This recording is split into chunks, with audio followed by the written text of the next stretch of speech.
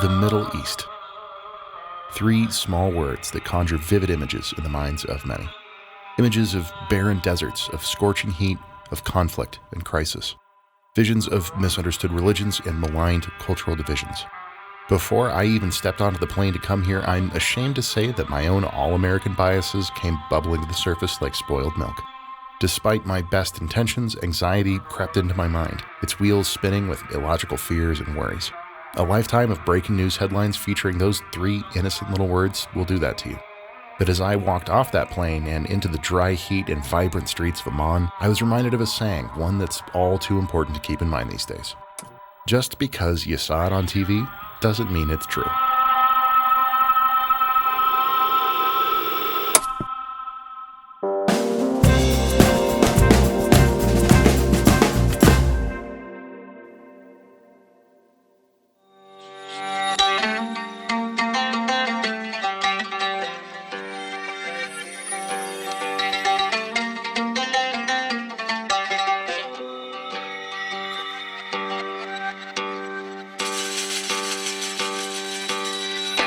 Welcome to Amman. Home to over 4 million, this sprawling city sits as the capital of the Hashemite Kingdom of Jordan, a young country with an old soul. Jordan holds a rare position as a beacon of stability and tolerance in a region where such virtues are a bit short in supply. And Amman is the focal point of this progressive attitude. The city's initial appearance is somewhat misleading.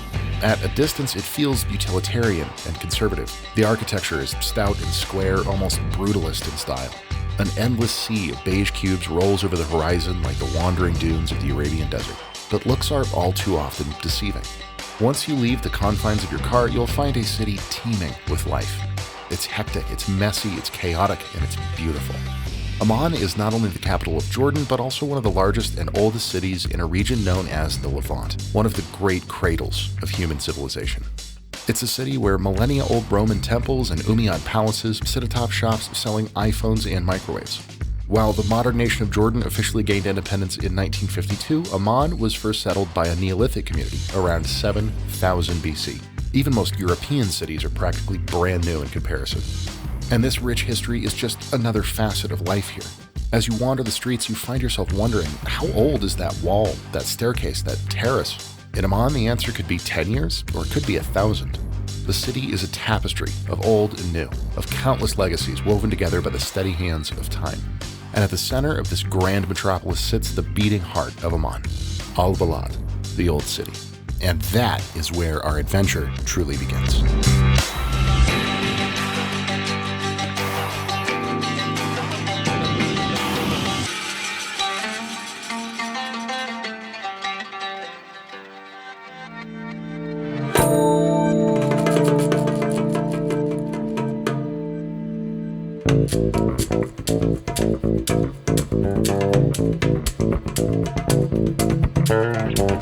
While Amman has countless neighborhoods sprawling out in all directions, for tourists, the old city is the place to be. If you're coming into the city by cab, it's an easy destination to get to.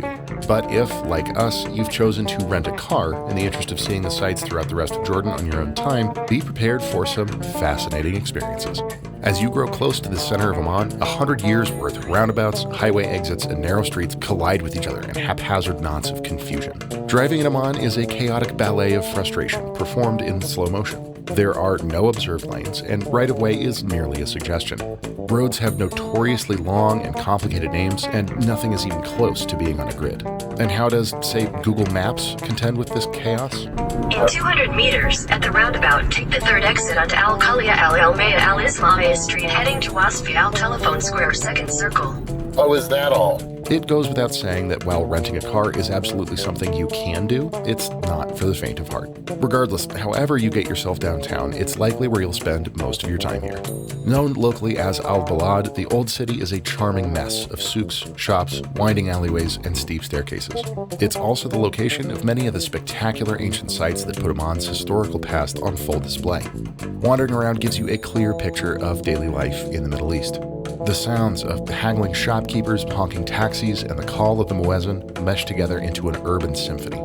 Don't be afraid to duck down side streets either. Jordan is an extremely safe country, and the people here are deeply kind and welcoming. Just make sure to bring good footwear and plenty of water, and you're bound to have a great time just walking and taking in the vibrant energy of this city. But if you really want to take a deep dive into what this community has to offer, just take a few steps off the street and into the world of the Souks.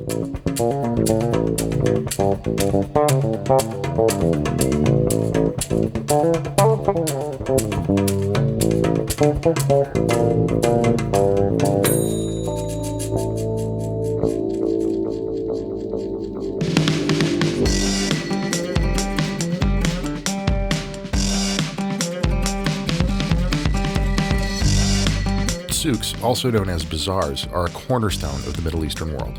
They serve the same basic purpose as a shopping mall would in the West, but with a million times more character and authenticity. Much like the night markets of Southeast Asia, these action-packed corridors are tight, intense, loud, and incredibly fascinating. Amman's many markets are no exception. There are a number of them spread around downtown, each serving its own unique purpose. I recommend starting in the Al Suqar produce market. It's the largest of the souks and also the busiest. The many edible treasures of the Levant from hundreds of local vendors are laid out on display, from spices and tea to pomegranates, dates, and other daily staples. If it's grown here, you can buy it here. To say that these rickety alleyways are packed to the gills would be a significant understatement, so just be mindful of your surroundings. It would be all too easy to accidentally knock grandma off her feet if you're wearing a backpack or moving too quickly. Just up the road is the smaller Al Bukhari, an arts and crafts souk which spills out onto the surrounding streets. It's the perfect place to pick up some excellent souvenirs to take home. There are, of course, plenty of other markets ripe for exploring in the Old City as well. Souk Mango is the destination for fashion and apparel, and the Gold Souk is your prime spot for jewelry and gemstones. But just wandering in and around these jam-packed centers of commerce will take you throughout much of the downtown area. And as you wander, you'll start to notice that more than anything, this is a city driven by a community. Despite its massive size, the souks are a place where everyone knows everyone. It gives you a unique and authentic view into the tight-knit culture that makes this glorious city unique.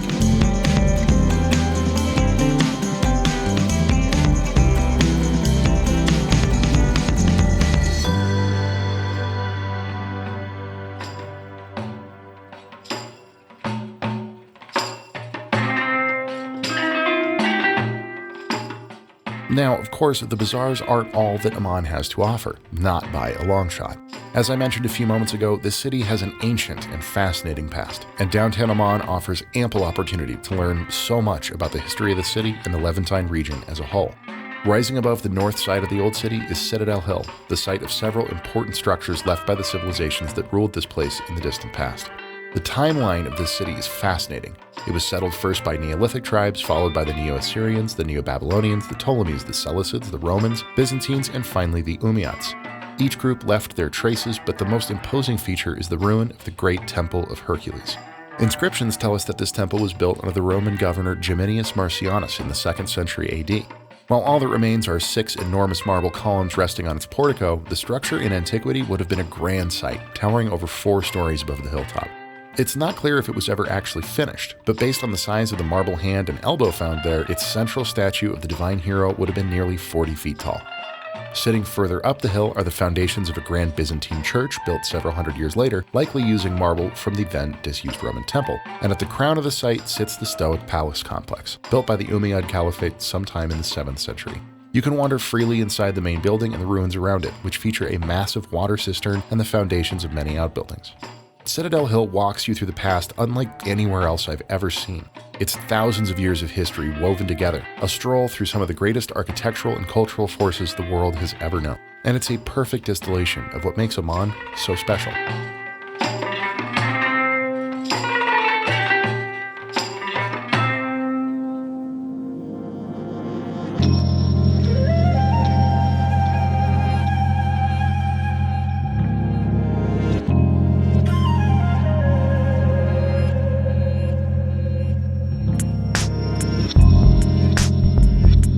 As engaging as all of these sights and sounds are, one thing about Amman will stick with me for the rest of my days, and that, of course, is the food. Strap in, kids, this is going to be a big one.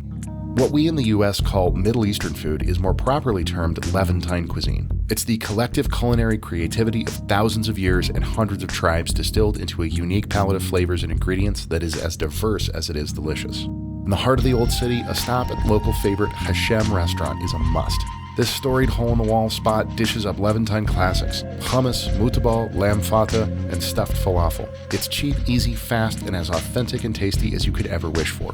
And while there's plenty of other street food options in Balad proper, the true heart of the food scene is on Rainbow Street, just a few blocks west of downtown. Rainbow Street is one of the most famous areas of Amman. Not only is it home to the city's best eats, it's also where Amman's modern and youthful side comes out to play. During the day, it's all hipster cafes, street art, and lazy vibes. We stepped into Nabta of Fata to sample mansaf, a succulent fillet of lamb marinated in fermented goat yogurt served atop rice and nuts. It's considered the national dish of Jordan, and I can see why. It's delicious.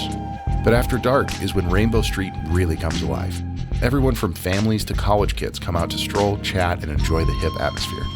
If you're looking for a fast snack before hitting the bars, look no further than Al-Quds, a tiny service counter where the menu consists of a single, simple choice: sesame bun or regular bun. Pick your poison, hand over a single Jordanian dinar, and within seconds you're enjoying a perfectly smashed sandwich of fresh falafel, tomato, lettuce, and yogurt dressing. But if you're in the mood for something more high-end, the modern culinary institution of Sufra has you covered. Set in the courtyard of an old mansion, Sufra elevates the humble dishes of the streets to new heights. While the atmosphere isn't exactly the most authentic, the food is incredible. We opted for a selection of mezza, small plates, and a bottle of Lebanese Arak, a tasty anise-based liqueur. It's an excellent pick for a classy night out. But as delicious as the local fare is, Amman is also spoiled for choice when it comes to international cuisine. Copa Central, a hip Spanish bar and restaurant located just a few blocks south of Rainbow Street, offered us an evening of paella, pinchos, and fabulous cocktails. Look, the moral of the story here: when you come to Amman, come hungry. You won't leave disappointed.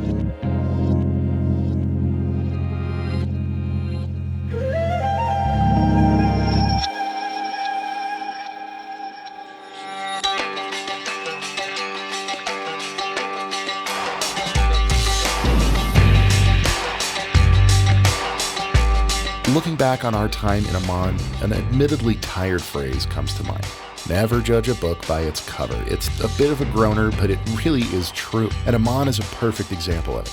From a distance, this part of the world is painted as one you don't want to go to. Public perception would tell you that it's a land of inhospitable deserts, cultural extremes, and centuries of conflict. And while that's true of certain parts of the Middle East, on the ground, it's so much more complex and nuanced than that. Of all the things I loved the most about Amman, the food, the history, the energy, what truly rises to the top are the people we met there. The Jordanian people are some of the kindest, warmest, and most outgoing we've ever encountered. As we walked the streets, we were met with smiles, handshakes, and friendship around every corner. Hospitality here is not just a courtesy, it's a way of life. This atmosphere makes the city feel like a place that's taking its first few steps away from the regional stereotype, moving towards a youthful vision of the future that is inclusive, tolerant, and fun-loving. In a region with a rough reputation, in a city with an unremarkable face, we found so much more than what meets the eye. So I think that tired old phrase should be amended. Never judge a book by its cover, and never judge a place before going there yourself.